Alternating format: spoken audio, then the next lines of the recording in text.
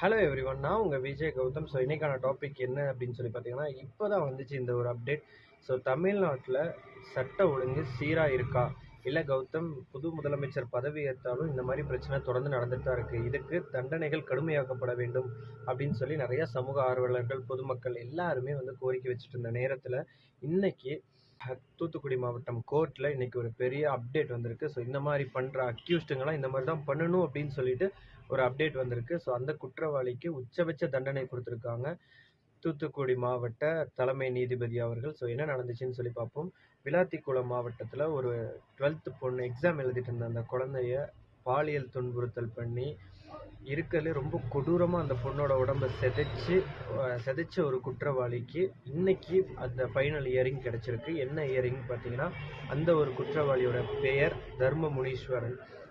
அவனுக்கு உச்சபட்ச தண்டனமாக 2 ஆயுள் தண்டனை கொடுத்துருக்காங்க. சாகும் வரை ஒரு ஆயுள் தண்டனைனா சாகும் வரை நீங்கள் ஜெயிலில் தான் இருக்கணும். 2 ஆயுள் தண்டனை அப்படின்னா அது ஒரு தூக்கு தண்டனைக்கு சரிசமமானது. ஸோ அவனை சீக்கிரமாக தூக்கு தண்டனை நிறைவேற்ற சொல்லி தூத்துக்குடி தலைமை நீதிபதி அவர்கள் இன்றைக்கி ஆணையிட்டிருக்காங்க. ஸோ இனிமேல் இந்த மாதிரி தப்பு பண்ணுறவங்களோட மென்டாலிட்டி வந்து இந்த ஒரு தண்டனையை பார்த்து திருந்துவாங்க அப்படின்னு சொல்லி நம்பி அவங்க வந்து இன்னைக்கு அந்த ஒரு குற்றவாளிக்கு உச்சபட்ச தண்டனையாக தூக்கு தண்டனை கொடுத்துருக்காங்க.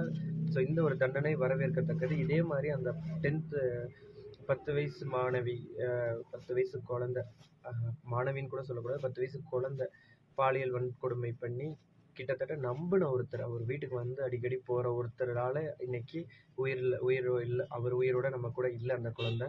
ஸோ அதுக்கும் இதே மாதிரி உச்சபட்ச தண்டனையாக கோவை நீதிமன்றம் இவருக்கு ஒரு தூக்கு தண்டனை கொடுத்தா இனிமேல் பெண்களை தொடணும்னு நினைக்கிற எல்லாருக்குமே வந்து அந்த தூக்கு தண்டனையும் அந்த தூக்கு கயிறும் தான் ஞாபகம் வரணும் அப்படின்னு சொல்லி ஒரு ஜட்ஜ்மெண்ட் எழுதியிருக்காங்க.